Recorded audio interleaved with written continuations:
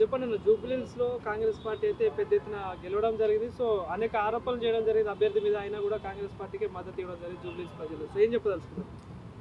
ఆరోపణలు అనేటివి దుష్ప్రచారం అనేటటువంటిది బీఆర్ఎస్ పార్టీ యొక్క కుట్రపూరితమైనటువంటి రాజకీయం అనేటటువంటిది ప్రజలు తిరస్కరించారు.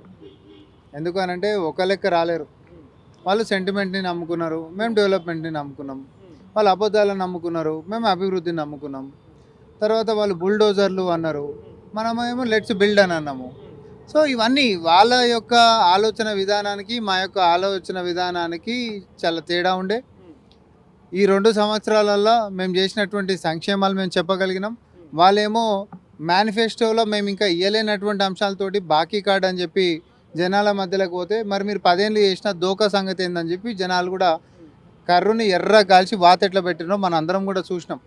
ఎందుకంటే ఇప్పటికైనా కూడా బీఆర్ఎస్ పార్టీ సోషల్ మీడియా కోట్ల రూపాయలు ఖర్చు పెట్టి అబద్ధాలతోటి అధికార పక్షం మీద కుట్రలు చేసేటటువంటి దానికంటే ఒక బాధ్యతగా ప్రతిపక్షం అయి ఉండి నిజంగా సమస్యలు ఏమైనా ఉంటే వాటిని అడ్రస్ చేసుకుంటా మీరు ప్రశ్నించండి. ముఖ్యమంత్రి గారు కూడా నేను అదే మాట అన్నారు, మీరు ప్రశ్నించండి, పనులు జరగకపోతే నిరసనలు చేయండి, ఇంకా కాకపోతే బల్లగుద్ది అసెంబ్లీలో కొట్లాడండి. అంతే తప్ప ఈరోజు లేనిపోని అబద్ధాలతోటి తెలంగాణ ఖ్యాతి దిగజార్చేటట్టుగా, తెలంగాణ మనుషులంటేనే అబద్ధాలనే నమ్ముకొని వీళ్ళు ముందుకు పోతారు అనేటటువంటి దిశగా బీఆర్ఎస్ పార్టీ శ్రేణులు ఏదైతే తీసుకొని పోతా ఉన్నారో ఇది మంచి పద్ధతి కాదు. వాళ్ళు పద్ధతి మార్చుకుంటే బాగుంటారు, లేకపోతే ఇది సిట్టింగ్ సీటే కదా పీకింది వాళ్ళని. ఇప్పుడు కాంగ్రెస్ పార్టీకి కూడా జరిగినటువంటి నష్టం ఏమైనా ఉందా? నష్టం ఏం లేదు. మేము కంటోన్మెంట్ అయినా వాళ్ళ సిట్టింగ్ సీటే పీకినాం, మా జెండా పాతినాం. ఈరోజు జూబ్లీహిల్స్ అయినా సిట్టింగ్ సీట్ వాళ్ళది పీకినాం, మా జెండా పాతినాం. కేవలం నైతికంగా గెలుపు బీఆర్ఎస్ పార్టీదే. డబ్బు బలం కావచ్చు, అధికార దుర్వినియోగం పెద్ద ఎత్తున జరిగింది, రౌడీయిజం అనేది పెద్ద ఎత్తున జరిగింది. ఈ నైతికంగా గెలుపు మాదే అంటూ అభ్యర్థి కావచ్చు కేటీఆర్ నేను చెప్తా ఉన్న పరిస్థితి. ఇప్పుడు సామాన్యులకు కూడా తెలుసబ్బా డబ్బు బలం ఏమనుకుందో. సీఎం గారు రోడ్ షో చేస్తే రోడ్ షో లెక్కనే ఉంటుంది, కానీ కేటీఆర్ రోడ్ షో చేస్తే స్టేజ్ షో లెక్క ఉంది. డీజే లైట్లు, డిస్కో పాటలు, తర్వాత ఎల్ఈడి స్క్రీన్లు, ఆర్భాటాలు. మీరు అందరికి తెలుసు, నాకంటే బాగా ఇంకా క్షేత్రంలో మీరు అందరూ ఉండరు, మీ అందరికి బాగా తెలుసు కదా. రోడ్ షో లెక్క ఉండనేనా? పెద్ద పెద్ద స్టేజ్లు, పెద్ద పెద్ద లైట్లు, ఎల్ఈడి స్క్రీన్లు, ఏడికి పోయిన ఎల్ఈడి స్క్రీన్లలోనే ప్రచారాలు, హంగులు, ఆర్భాటాలు. ఇక మద్యం అనేటటువంటిది చెప్పాల్సిన అవసరం లేదు, వాళ్ళ పేటెంట్ కాబట్టి వాళ్ళు వాళ్ళ పేటెంట్లను కాపాడుకుర్రని అనుకుందాం. కానీ బీఆర్ఎస్ పార్టీ పతనం అసెంబ్లీ ఎన్నికలతోటే స్టార్ట్ అయింది. 10 సంవత్సరాల అధికారంలో ఉంటున్నటువంటి వాళ్ళ యొక్క అహంకారాన్ని దిగకపోతే ప్రజలు బుద్ధి చెప్పి అసెంబ్లీలో వాళ్ళకి స్థానాలు లేకుండా చేస్తే ఈరోజు అధికారానికి కాంగ్రెస్ పార్టీ వచ్చింది. కానీ తర్వాత కూడా బుద్ధి మార్చుకోకపోతే పార్లమెంట్లో కూడా గుండు సున్నా ఇచ్చిండ్రు. అయినా బుద్ధి మార్చుకోకపోతే ఎమ్మెల్సీలలో అసలు అభ్యర్థి లేకుండా చేసిర్రు. ఉప ఎన్నికలో తీవ్రంగా వాళ్ళు ఉంటున్నటువంటి అభ్యర్థులను కూడా పక్కకు కూడా వేకేసేటటువంటి పరిస్థితికి వచ్చింది. అయినా బుద్ధి మార్చుకోకపోతే ఈసారి పార్టీ ఉనికి లేకుండా పోతుంది. ఇప్పుడు వాళ్ళ ప్రచారంలో కూడా ప్రధానంగా వాడిని కూడా ఏదైతే 6 గ్యారెంటీల అంశం అమలు కాలేదని, 2 సంవత్సరాల్లో కాంగ్రెస్ పార్టీ ఏం చేయలేదనేదే కేటీఆర్ ఎక్కువ శాతం ప్రచారంలో ఉపయోగించిన మాటలు. ఇప్పుడు ఈ రిజల్ట్ బట్టి మనం అర్థం చేసుకోవాల్సిందంటే 6 గ్యారెంటీలకి తృప్తిగానే ఉన్నారనుకోవచ్చు ప్రజలు. ఇప్పుడు సింపుల్ ఒకటే ప్రశ్న వేసిండ్రు జూబ్లీహిల్స్లో, నేను కూడా ఒక ఆడికి పోయినా సాబ్.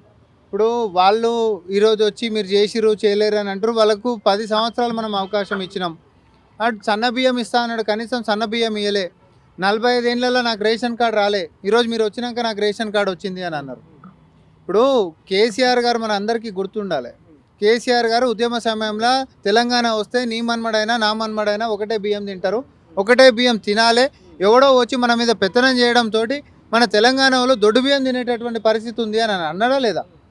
మరి తెలంగాణ వచ్చినాక అధికారంలోకి టీఆర్ఎస్ తర్వాత బీఆర్ఎస్ 10 ఏళ్ళు పాలన చేసిన తర్వాత కూడా మరి ఎందుకు పేదోళ్ళ నోట్లకి సన్నబియ్యం ఇవ్వలేకపోయినాం అనేటటువంటి దానికి వాళ్ళు జవాబు చెప్పగలిగిరా?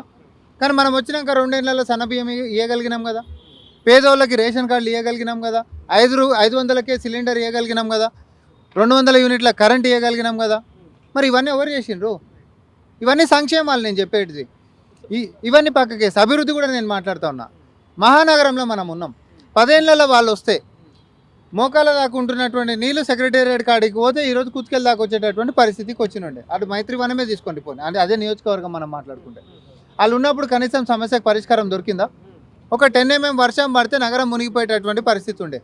అసొంటిది ఈరోజు మనం వచ్చిన తర్వాత ఏమన్నా నీళ్ళు నిలబడుతున్నటువంటి కనిపిస్తున్నాయా? చిత్తశుద్ధి ఉండాలంటున్నా నేను. మెట్రో కనీసం ఒక అడుగు ఎక్స్టెన్షన్ అయిందా? ఎందుకు తెలంగాణ కాదు ఉమ్మడి ఏపీలో ఉంటున్నప్పుడు మొదలుపెట్టినటువంటి మెట్రో మరి ఆ రోజు దేశంలో 2వ స్థానంలో ఉండే మన మెట్రో ఈరోజు 9వ స్థానానికి పడిపోయినటువంటిది ఎందుకు వచ్చింది? ఎందుకు ఎక్స్టెండ్ చేసుకోలే? నగరం పెరుగుతుంది, జనాభా పెరుగుతుంది, వాళ్ళకి కావాల్సినటువంటి అవసరాలు పెరగాలి కదా. దాని తగ్గట్టు బీఆర్ఎస్ ఎందుకు పని చేయలే? కాంగ్రెస్ పార్టీ చేసినటువంటి పనే తప్ప నువ్వు కొత్తగా చేసింది ఏందో చూపెట్టి కేటీఆర్ అని మేము అడిగినాం. ప్రధాన కారణం ఏమేమి ఉండొచ్చు బీఆర్ఎస్ ఓడిపోవడానికి?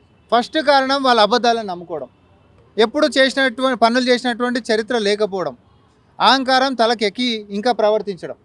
ఇవన్నీ పక్కకి వేస్తే బుద్ధి మార్చుకున్నటువంటి ఆ మొండితనం ఏదైతే ఉందో అది ఉన్న రోజుల్లో రకంగా మాకు కూడా మంచిదే అనుకుందాం మేమైతే. సో కిషన్ కానీ రెడ్డి ఇప్పుడు చేసిన ఇక్కడ కూడా వ్యాఖ్యలు- అంటే రౌడీ గూండా అనే అంశం ఇప్పటికీ కూడా వాళ్ళు వాస్తవాలు మాట్లాడే ప్రయత్నం చేస్తా ఉన్నారు కదా. రౌడీ గుండా అంటున్నటువంటి వ్యక్తిని ఈరోజు గుండెలో పెట్టుకున్నారు కదా. వాళ్ళు గుండా అన్నటువంటి వ్యక్తులనే జూబ్లీహిల్స్ ప్రజలు గుండెలో పెట్టుకున్నారు. సెంటిమెంట్ అనుకునేటటువంటి వాళ్ళని ఏం చేసిర్రు? వాళ్ళు కేవలం నేను చెప్తున్నా జూబ్లీహిల్స్లో సర్వేలతోటి సర్వే వేద్దాం అనుకురు, కానీ ఎగ్జిట్ పోల్స్లోనే ఎగ్జిట్ అయిపోయారు. ఇక రిజల్ట్ వచ్చిన తర్వాతనైతే నామరూపం లేకుండా పోయారు. అంటే ఇప్పుడు కేటీఆర్ కూడా అదే ప్రెస్ మీట్ లో మాట్లాడుతూ ఇప్పుడు కొంతమంది మీద దాడి చేసారు కాంగ్రెస్ నాయకులు ఏదైతే రిజల్ట్ తర్వాత అని చెప్పి ఇప్పుడు ప్రెస్ మీట్ పెట్టడం జరిగింది. ఇప్పుడు మీరు అందరు కెమెరాలు పట్టుకొని పోయినరా బాడికి. ఒకటే గుర్తుపెట్టుకొని జూబ్లీహిల్స్ మొత్తం గొడవలు జరిగిన కాడల్లా మొత్తం స్థానికంగా ఉంటున్నటువంటి కాంగ్రెస్ వాళ్ళకి, స్థానికేతరులు అయినటువంటి బీఆర్ఎస్ వాళ్ళకి ఎవడు బయటోడిడా? పాడి కౌశిక్ రెడ్డి ఎవరు? పాడి కౌశిక్ రెడ్డి ఎవరు? అక్కడ లోకలోడా?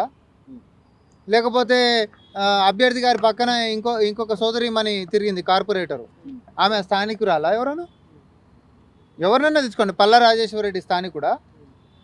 ఎవరు స్థానికుడు? కార్పొరేషన్ చైర్మన్ల కాడికి మొదలు పెట్టుకుంటే సుధీర్ రెడ్డి ఉండే ఎమ్మెల్యే, ఎర్రబల్లి దయాకర్ ఉండే, వీళ్ళందరూ ఎవరు స్థానికులు? ఆడేమన్నా ఓట్లుండి ఆడ ఉంటున్నోళ్ళ? నీకు నిజంగానే నీ పార్టీ కాడ అటో ఇటు అవుతుంది అనుకో, నీ కార్యకర్తలు అడ్డం పడుతుంటే జనాలు నమ్మేటోళ్ళు. వీళ్ళే బయటికి నుంచి పోయి గుంపులుగా పోయి బూత్లను మొత్తం హైజాక్ చేద్దాం అనేటటువంటి ప్రయత్నాలు చేశారు. ఇది కూడా ఎందుకు చేశారో నేను చెప్తా. 10 సంవత్సరాల సంది ఇట్లా చేసి గెలుచుకుంటూ వచ్చినటువంటి అలవాటు ఉంది. బై ఎలక్షన్స్ వస్తే ఇట్లా బుల్డోజ్ చేసేవచ్చు, ఎడనన్నా గెలవచ్చు అనేటటువంటి నమ్మకం వాళ్ళకుండే. అధికారం కోల్పోయినాక కూడా గుండాయిజం అనేటటువంటిది వాళ్ళు మర్చిపోలే. కానీ ప్రజాప్రభుత్వం వచ్చిన తర్వాత బలం ప్రజల చేతిలోకి వచ్చింది అనేది వీళ్ళు మర్చిపోయారు. ఈపులు చింతపండు చేసి ఉల్టా పంపించినటువంటి సందర్భాలు ఉన్నాయి. సరే ఒక్కొక్కరు చెప్పుకుంటలేడు, అది వేరే సంగతి. కానీ నేనేమంటున్నా అంటే ఇది ప్రజాప్రభుత్వము, ప్రజల చేతికి మేము హక్కులు ఇచ్చినాము. ఇది ప్రజల యొక్క ఓట్లని మీరు వచ్చి బుల్డోజ్ చేసేటటువంటి ప్రయత్నాలు చేస్తే స్థానికంగా ఉంటున్నటువంటి ప్రజలే మిమ్మల్ని తిప్పికొట్టినటువంటిది బుద్ధి తెచ్చుకుంటే మీరు కొంచెమన్నా బాగుపడతారు. లేదు పార్టీ ఓడిపోయిన తర్వాత కవిత ఒక ట్వీట్ చేసింది, కర్మ ఇట్స్ బ్యాక్ అంటూ. దాన్ని ఎలా చూసారు? ట్వీట్ లెక్కనే చూస్తా. ఎందుకనంటే కర్మ ఇస్ బ్యాక్ అని అంటే ఆమె చెప్పింది అవును, ఎవరి కర్మ ఒకరిని ముంచినప్పుడు మనం కూడా అట్లనే మునుగుతాం అనేది ఆమె ఉద్దేశం. దాన్ని మేము కూడా రెస్పాండ్ అయినాం కదా. కర్మ ఇస్ బ్యాక్ కాదు, మళ్ళీ బ్యాక్ అయితేనే ఉంటుందని పెట్టినాం మేము కూడా. అవును, అదే అబ్బా నేను ఏమంటాను, నేనేం కవిత గారిని వెనకాల వేసుకొని వస్తున్నా ఇది ఇప్పుడు. నేనేమన్నా వెనకాల వేసుకొని రిగ్గింగ్ అంశం అనేది ఇంకా వాళ్ళు మా ప్రచారంలో పెట్టే ప్రయత్నం చేస్తా ఉన్నారు కదా. ఇంకా రిగ్గింగ్ చేయడం బట్టే కాంగ్రెస్ పార్టీ ఇక్కడ గెలిచింది అనేది వాళ్ళు గట్టిగా చెప్తున్నమాట. ఇప్పుడు ఊర్లలోకి పోతే ఇంత పొడుగు మాట్లాడినవి ఏమేంద్రా నాయన గంత మేజార్టీ తోటి ఓడిపోయినా అని ఉంచుతారు కదా. ఉంచాలంటే కవరింగ్ స్టోరీ కోటి ఏదో ఒకటి చెప్పుకోవాలి కదా. తూచు తొండి చేసిరు అని చెప్పాలి కదా. వాళ్ళు ఏదో ఒక సాకు కావాలి కదా, వాళ్ళ ఓటమికి ఒక సాకు కావాలి. ఫైనల్ ఏం చెప్తారన్న? బీజేపీ చేసిన ఆరోపణల్ని కేవలం ఎంఐఎం గెలుపుగానే చూస్తాం జూబ్లీహిల్స్ లో, అది కాంగ్రెస్ పార్టీ గెలుపు అయితే అసలు చూడమని మాట్లాడతాను. ఒకటే గుర్తుపెట్టుకోండి, విషపూరితమైనటువంటి ప్రచారాలకి పూనుకుంటున్నటువంటి బీఆర్ఎస్ పార్టీ అయినా, విధ్వంసకరమైనటువంటి వాతావరణం రగిలించాలని కోరుకుంటున్నటువంటి బీజేపీ అయినా తెలంగాణ జాతి ఒప్పుకోదు. తెలంగాణకి అబద్ధాలన్న పడదు, కుట్రలు చేసి మనుషులని తొక్కేసేటటువంటి కుట్రలను పసిగడతారు, అవి కూడా పడవు. ఎందుకనంటే పిల్లల మధ్యలో విధ్వంసం చేస్తాం. ఈ బండ్లకి మాట్లాడి ప్రచారాలు చేసేటటువంటి లీడర్ కొడుకులు ఎప్పుడైనా రోడ్డు మీదకి వచ్చి ఎవరైతే అది కొట్లాడమంటారో దాంట్లో పాల్గొనంగా చూసిర్రా? నా తెలంగాణ యువత తెలివైనటువంటి వాళ్ళు, విఘ్నులు. అట్లాంటి రాజకీయాలు ఎత్తుగడలు అనేటటువంటిది వేరే రాష్ట్రాలలో నడుస్తుందేమో, బీజేపీ అధికారం ఉన్నకాడ, కానీ తెలంగాణలో నడవవు. అట్లాంటివి మేము ఎంటర్టైన్ చేయము. ఎందుకనంటే ఈ జాతి ఈ రాష్ట్రాన్ని నిలబెట్టుకోనికే ఆత్మ బలిదానాలు చేసుకుందే తప్ప ఎవడో రాజకీయ స్వలాభం కోసము ఒకరికొకరు చిచ్చులు పెట్టి కొడక సావండి అనేటటువంటి ఒక విధ్వంసకరమైనటువంటి వాతావరణం రగిల్చేటటువంటి బీజేపీ కుట్రలకు మాత్రం ఎట్టి పరిస్థితులలో నా తెలంగాణ యువత పడదు. ఇది నేను హెచ్చరిస్తా ఉన్నా. మళ్ళీ కూడా అట్లాంటి దానికి పునరావృతంగా మీరు మళ్ళీ కూడా చేసే ప్రయత్నాలు చేస్తే బీఆర్ఎస్ పార్టీకి పట్టినటువంటి గతి ఆల్రెడీ మీది అంతకంటే అధ్వానంగా ఉంది, కానీ నేను చెప్తున్నా ఇంకా ఘోరంగా అవుతుంది మీ పరిస్థితి కూడా.